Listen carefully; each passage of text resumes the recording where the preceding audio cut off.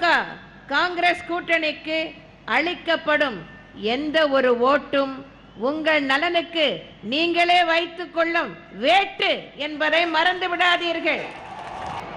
வணக்கத்திற்குரிய பெரியோர்களே, என்னை வாழ வைக்கும் தெய்வங்களாகிய தாய்மார்களே, இதய தெய்வம் புரட்சி தலைவர் எம்ஜிஆரின் இரத்தத்தின் இரத்தமான என் உயிரினும் மேலான எனது அருமை உடன்பிறப்புகளே, எனது அருமை வாக்காளர் பெருமக்களே, உங்கள் அனைவருக்கும் முதற்கண் எனது அன்பு கலந்த வணக்கத்தை தெரிவித்துக் கொள்கிறேன். இந்த தேர்தல் பிரச்சார பொதுக்கூட்டத்தின் வாயிலாக 16/5/2016 அன்று நடைபெறவுள்ள சட்டமன்ற பொது தேர்தலில் அனைத்திந்திய அண்ணா திராவிட முன்னேற்ற கழக வேட்பாளர்கள் மற்றும் தோழமை கட்சி வேட்பாளர்களுக்கு ஆதரவு தாருங்கள் என்று உங்களை சந்தித்து கேட்டுக்கொள்ளவே இங்கே வந்திருக்கிறேன்.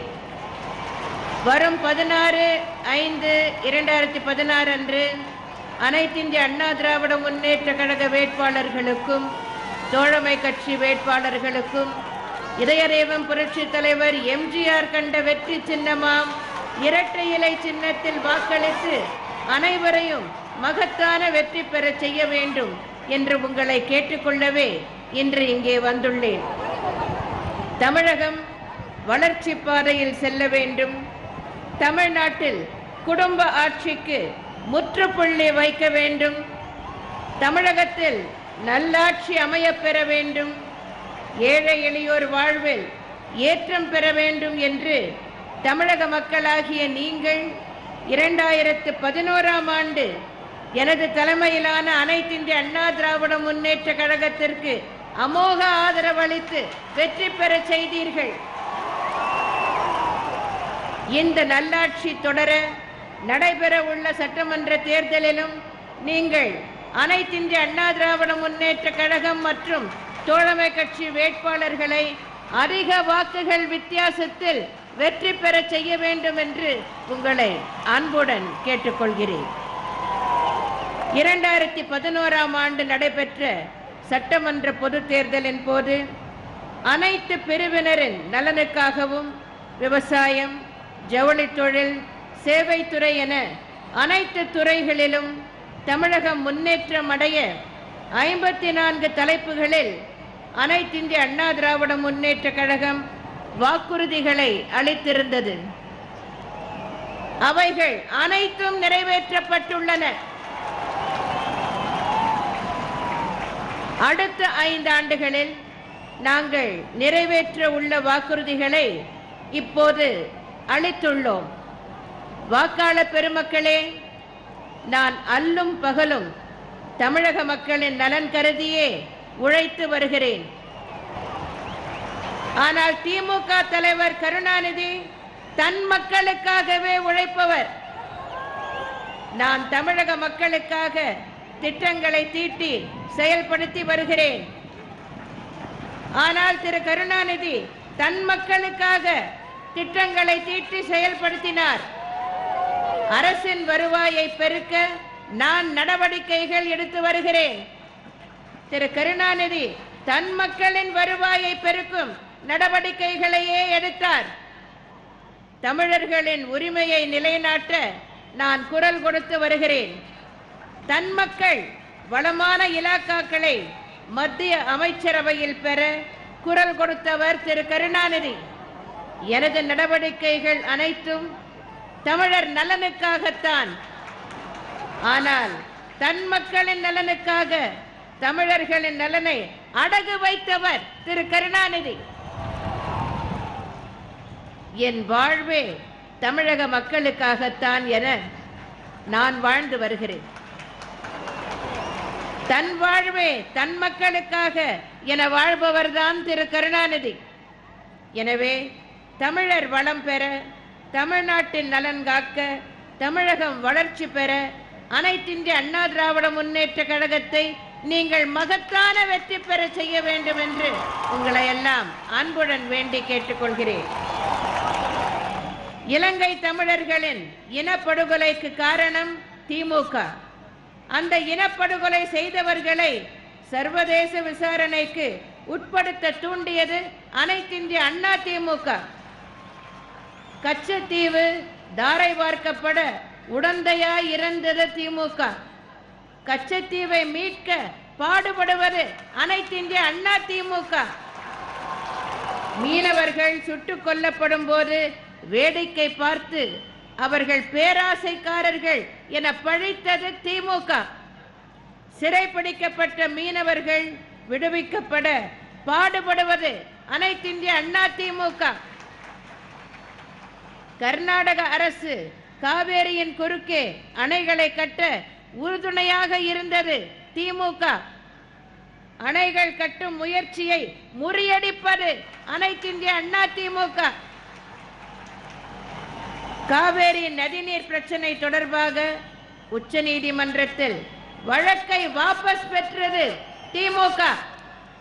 நடுவர் மன்ற ஆணையை நடைமுறைப்படுத்த உச்சநீதிமன்றத்தில் வழக்காடுவது அனைத்திந்திய அண்ணா திமுக.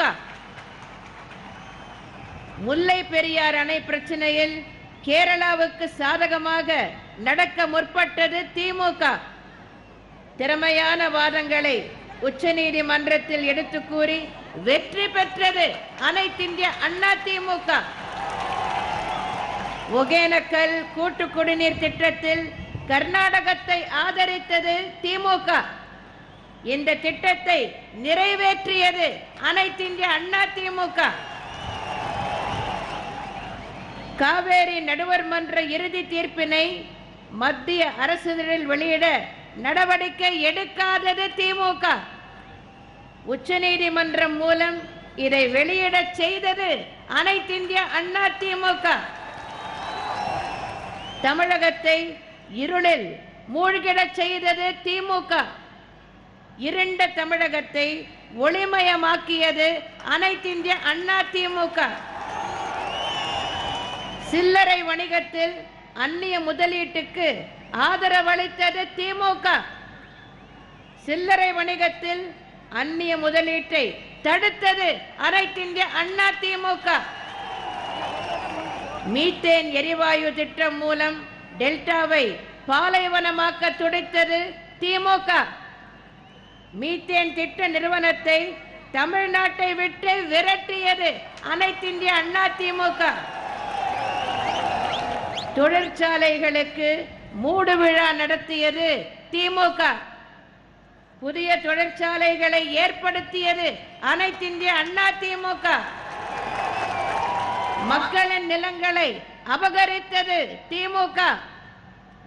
அபகரிப்பாளர்களிடமிருந்து நிலங்களை மீட்டது அனைத்திந்திய அண்ணா திமுக. திரைப்படத்துறையை கபலீகரம் செய்தது திமுக. திரைப்படத்துறையை மீட்டது அனைத்திந்திய அண்ணா திமுக. தனியார் வளம் பெற திட்டங்கள் தீட்டியது திமுக. அரசு நிறுவனங்கள் மூலம் திட்டங்களை செயல்படுத்தியது அனைத்திந்திய அண்ணா திமுக. இலவசம் வழங்கி குடும்ப நலன் பேணியது திமுக. விலையில்லாமல் பொருட்கள் வழங்கி மக்கள் நலன் பேணியது அனைத்திந்திய Anna DMK. 2G, Aircel Maxis, BSNL இணைப்பு என கொள்ளையடித்தது திமுக. கொள்ளைகளை வெளிப்படுத்தி குரல் கொடுத்தது அனைத்திந்திய அண்ணா திமுக. எங்கும் ஊழல், எதிலும் ஊழல் என ஊழல் ஆட்சி நடத்தியது திமுக. ஊழல் இல்லாத ஆட்சியை வழங்குவது அனைத்திந்திய அண்ணா திமுக. மணல், தாது மணல், கிரானைட் கொள்ளையர்களுக்கு பாதுகாப்பாக இருந்தது திமுக. கொள்ளையர்களை சட்டத்தின் முன் நிறுத்தி அவர்களை சட்டத்தை எதிர்கொள்ள வைத்தது அனைத்திந்திய அண்ணா திமுக. தடியெடுத்தவன் எல்லாம் தண்டல்காரன் ஆக்கியது திமுக. யாரும் தடியே எடுக்காமல் சட்டம் ஒழுங்கை பேணுவது அனைத்திந்திய அண்ணா திமுக.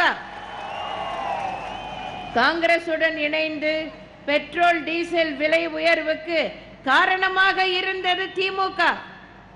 விலை உயர்வை மக்கள் தலையில் திணிக்காமல் போக்குவரத்து கழகங்களுக்கு மானியம் வழங்கியது அனைத்திந்திய அண்ணா திமுக. காங்கிரசுடன் இணைந்து எரிவாயு சிலிண்டர் விலை உயர்த்தியது திமுக. எரிவாயு சிலிண்டருக்கு மதிப்பு கூட்டு வரியை ரத்து செய்தது அனைத்திந்திய அண்ணா திமுக. காங்கிரசுடன் இணைந்து உர விலைகளை உயர்த்தியது திமுக. உரத்திற்கான வரியை நீக்கியது அனைத்திந்திய அண்ணா திமுக. காங்கிரசுடன் இணைந்து விலைவாசி உயர்வுக்கு வழிவகுத்தது திமுக.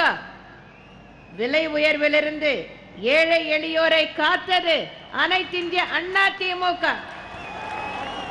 மொத்தத்தில் திமுகவும் காங்கிரசும் கூட்டணி அமைத்து உங்களை கண்ணீரில் தவிக்க விட்டன. அதை மாற்றி உங்களை கை தூக்கிவிட்டு உங்களது கண்ணீரை துடைத்து உங்களது முகங்களில் மலர்ச்சியை ஏற்படுத்தியது அனைத்திந்திய அண்ணா திமுக. எனவே வருகின்ற 16/5/2016 அன்று நடைபெறவிருக்கும் சட்டமன்ற பொது தேர்தலில் அனைத்திந்திய அண்ணா திராவிட முன்னேற்ற கழக வேட்பாளர்கள் மற்றும் தோழமை கட்சி வேட்பாளர்களுக்கு நீங்கள் இரட்டை இலை சின்னத்தில் வாக்களித்து மகத்தான வெற்றி பெற செய்ய வேண்டும் என உங்கள் அனைவரையும் அன்புடன் கேட்டுக்கொள்கிறேன். அந்த வெற்றி உங்களது வெற்றி, உங்களது நலன் காக்கும் வெற்றி, உங்கள் வாழ்வில் வசந்தம் தொடர்ந்திடும் வெற்றி,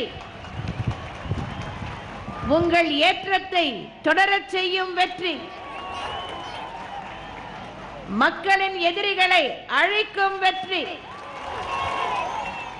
அன்பார்ந்த வாக்காளர் பெருமக்களே, விலைவாசி உயர்விலிருந்து ஏழை எளிய மக்கள் பாதுகாக்கப்படுவதுடன் விலையில்லாமல் அரிசி மற்றும் மிக குறைந்த விலையில் பருப்பு வகைகள், சமையல் எண்ணெய் ஆகியவை எனது அரசால் வழங்கப்படுகின்றன. பண்ணை பசுமை நுகர்வோர் கடைகள் மூலம் குறைந்த விலையில் காய்கறிகள் வழங்கப்படுகின்றன. வெளிச்சந்தையில் பருப்பு வகைகள், மிளகாய் போன்றவற்றின் விலை உயரும் போது அவற்றை குறைந்த விலையில் எனது அரசு விற்பனை செய்கிறது. ஏழை எளிய மக்கள் வயிறார உண்ணும் வகையில் மிக குறைந்த விலையில் 530 அம்மா உணவகங்கள் மூலம் உணவு வழங்கப்படுகிறது. குறைந்த விலையில் அம்மா குடிநீர் வழங்கப்படுகிறது. 15% விலை குறைவாக மருந்துகள் அம்மா மருந்தகங்கள் மூலம் விற்கப்படுகின்றன. அம்மா சிமெண்ட் மூட்டை ஒன்றுக்கு 190 ரூபாய் என்ற குறைந்த விலையில் விற்கப்படுகிறது. இந்த திட்டங்கள் அனைத்தும் தொடர்ந்து செயல்படுத்தப்படும் என நான் உங்களுக்கு வாக்குறுதி அளிக்கிறேன். ஏற்கனவே தேர்தல் அறிக்கையில் இதற்கான வாக்குறுதியை நாங்கள் அளித்துள்ளோம். ஆனால் இது போன்ற திட்டங்கள் எதையும் செயல்படுத்த போவதாக திமுக தங்களது தேர்தல் அறிக்கையில் தெரிவிக்கவில்லை. திருக்கோயில்களில் தற்போது நடத்தப்பட்டு வரும் அன்னதான திட்டத்தை ரத்து செய்யவும், குறைந்த விலையில் உணவு வழங்கும் அம்மா உணவகங்களை மூடிவிடவும் திமுக உத்தேசித்துள்ளது. எனவே திமுக காங்கிரஸ் கூட்டணிக்கு அளிக்கப்படும் எந்த ஒரு ஓட்டும் உங்கள் நலனுக்கு நீங்களே வைத்துக் கொள்ளும் வேட்டு என்பதை மறந்து விடாதீர்கள். ஏழை எளிய மக்களின் பொருளாதார வளர்ச்சிக்கு எந்த ஒரு திட்டத்தையும் திமுக தங்களது தேர்தல் அறிக்கையில் முன்வைக்கவில்லை. பள்ளிக்கு செல்லும் மாணாக்கர்களுக்கு கட்டணமில்லா கல்வி வழங்கப்படுவதுடன் பாடநூல்கள், நோட்டு புத்தகங்கள், 4 இணை சீருடைகள், புத்தகப்பை, கணித உபகரண பெட்டி, கிரையான்ஸ், நிலவரை படப்புத்தகம் போன்ற கல்வி உபகரணங்கள், 1 இணை காலணி, மிதிவண்டிகள், கல்வி ஊக்கத்தொகை, மடிக்கணினி என பல்வேறு சலுகைகள் எனது அரசால் வழங்கப்படுகின்றன. இவற்றையெல்லாம் தொடர எண்ணமில்லாத மனமில்லாத திமுகவிற்கு அளிக்கப்படும் எந்த வாக்கும் உங்கள் குழந்தைகளின் எதிர்காலத்திற்கு எதிரானதுதான் என்பதை மறந்து விடாதீர்கள். இப்படித்தான் உங்கள் நலனுக்கு எதிராகவே திமுக செயல்படுகிறது. எனவே திமுக காங்கிரஸ் கூட்டணி வாக்கு சேகரிக்க உங்களிடம் வரும்போது அவர்களை விரட்டி அடியுங்கள். செய்வீர்களா? நீங்கள் செய்வீர்களா? வரும் 16ஆம் தேதி இரட்டை இலை சின்னத்தில் வாக்களியுங்கள் என்று உங்களை அன்புடன் மீண்டும் கேட்டுக்கொள்கிறேன். வாக்காளர் பெருமக்களே, மருத்துவம் மற்றும் பல் மருத்துவ பட்ட படிப்புகளுக்கு நுழைவுத் தேர்வு நடத்தப்படுவது ஏழை எளிய கிராமப்புற மாணாக்கர்களுக்கு பாதகமாக இருக்கும் என்பதால் அத்தகைய நுழைவுத் தேர்வுக்கு அனைத்திந்திய அண்ணா திராவிட முன்னேற்ற கழகம் எப்போதும் எதிர்ப்பு தெரிவித்து வந்துள்ளது. அந்த அடிப்படையிலேயே கடந்த 2005ஆம் ஆண்டு நுழைவுத் தேர்வை ரத்து செய்து ஒரு அரசாணை வெளியிட்டதோடு 2006ஆம் ஆண்டு பிப்ரவரி மாதம் ஒரு தனி சட்டத்தை எனது தலைமையிலான அப்போதைய அனைத்திந்திய அண்ணா திராவிட முன்னேற்ற கழக அரசு கொண்டு வந்தது. இந்த அரசாணையும் சட்டமும் சென்னை உயர்நீதிமன்றத்தால் ரத்து செய்யப்பட்டன. இதன் அடிப்படையிலேயே 2006ஆம் ஆண்டு ஒரு புதிய சட்டம் இயற்றப்பட்டு 2007ஆம் ஆண்டு முதல் 12ஆம் வகுப்பு மதிப்பெண் அடிப்படையிலேயே மருத்துவம் மற்றும் பல் மருத்துவம் பட்ட படிப்புகளுக்கு மாணாக்கர்கள் சேர்க்கப்படுகின்றனர். இந்த நிலையில் 27/12/2010 அன்று அகில இந்திய அளவில் மருத்துவ படிப்புகளுக்கான நுழைவுத் தேர்வு நடத்தப்பட வேண்டும் என இந்திய மருத்துவ குழுமம் ஒரு அறிவிக்கையை வெளியிட்டது. இதனை எதிர்த்து பல்வேறு மாநில உயர்நீதிமன்றங்களில் தாக்கல் செய்யப்பட்ட அனைத்து ரிட் மனுக்களையும் உச்சநீதிமன்றம் விசாரித்தது. தமிழக அரசின் சார்பில் எனது தலைமையிலான அரசால் சரியான வாதங்கள் வைக்கப்பட்டதன் அடிப்படையில் 18/7/2013 அன்று பொது நுழைவுத் தேர்வு நடத்தும் அறிவிக்கையை உச்சநீதிமன்றம் தள்ளுபடி செய்தது. இந்த உச்சநீதிமன்ற தீர்ப்பினை ஏற்றுக்கொள்ளாமல் முந்தைய ஐக்கிய முற்போக்கு கூட்டணி அரசு மறு ஆய்வு மனுவை தாக்கல் செய்தது. இந்த மறு ஆய்வு மனுவை திரும்ப பெற வேண்டும் என்று அப்போதைய பாரத பிரதமருக்கு நான் கடிதம் எழுதினேன். மத்தியிலே பாரதிய ஜனதா அரசு அமைந்த பின் 2014ஆம் ஆண்டு ஜூன் மாதம் பாரத பிரதமரை நேரில் சந்தித்து நான் அளித்த கோரிக்கை மனுவிலும் முந்தைய ஐக்கிய முற்போக்கு கூட்டணி அரசின் முடிவை மறுபரிசீலனை செய்து உச்சநீதிமன்றத்தில் தாக்கல் செய்யப்பட்ட மறு ஆய்வு மனுவை திரும்ப பெறுமாறு நான் கேட்டுக்கொண்டேன். இதனை வலியுறுத்தி தொடர்ந்து கடிதங்கள் எழுதி வந்தேன். இந்த நிலையில் 11/4/2016 அன்று உச்சநீதிமன்றம் நுழைவுத் தேர்வை ரத்து செய்து 2013ஆம் ஆண்டு வழங்கிய தீர்ப்பை திரும்ப பெற்று மீண்டும் முதலிலிருந்து விசாரணை மேற்கொள்ளப்படும் என உத்தரவிட்டது. அந்த விசாரணை இன்னமும் துவங்கப்படவில்லை. இந்த நிலையில் மற்றொரு வழக்கை விசாரித்த 3 நீதிபதிகள் அடங்கிய அமர்வு இடைக்கால ஆணையாக மருத்துவ பட்டப்படிப்பு மாணவர் சேர்க்கைக்கு அகில இந்திய அளவில் நுழைவுத் தேர்வு நடத்தப்பட வேண்டும் என 9/5/2016 அன்று உத்தரவிட்டுள்ளது. இந்த வழக்கில் தமிழக அரசு எதிர் மனுதாரராக சேர்க்கப்படாத நிலையிலும் இதில் வழங்கப்படும் உத்தரவு தமிழகத்திற்கு இந்த வழக்கில் தமிழக அரசு எதிர் மனுதாரராக சேர்க்கப்படாத நிலையிலும் இதில் வழங்கப்படும் உத்தரவு தமிழகத்திற்கு பாதகமாக அமைந்துவிடக்கூடாது என்பதால் தமிழக அரசின் சார்பில் மூத்த வழக்கறிஞர்கள் ஆஜராகி தமிழக அரசால் நிறைவேற்றப்பட்ட சட்டம் பற்றியும் அதற்கு குடியரசுத் தலைவர் ஒப்புதல் வழங்கியது பற்றியும் பொது நுழைவுத் தேர்வால் கிராமப்புற மாணாக்கர்கள் எவ்வாறு பாதிக்கப்படுவார்கள் என்பது பற்றியெல்லாம் விரிவாக எடுத்து கூறியதுடன் அவற்றை எழுத்துப்பூர்வமாகவும் தாக்கல் செய்துள்ளனர். ஆனால் உச்சநீதிமன்றம் இந்த சட்டம் பற்றியும் தமிழக அரசின் வாதங்கள் பற்றியும் எதையும் தெரிவிக்காமல் அனைத்து மாநிலங்களுக்கும் பொதுவான ஒரு நுழைவுத் தேர்வை CBSE நடத்த வேண்டும் என உத்தரவிட்டுள்ளது. எந்த ஒரு விஷயத்திலும் அரசியல் ஆதாயம் பார்க்கும் திரு கருணாநிதி இது பற்றியும் ஓர் அறிக்கை வெளியிட்டுள்ளார். அதில் உச்சநீதிமன்றத்தில் தமிழக அரசின் சார்பில் சரியாக வாதாடப்படவில்லை என்றெல்லாம் ஒரு பொய்யை தெரிவித்துள்ளார்.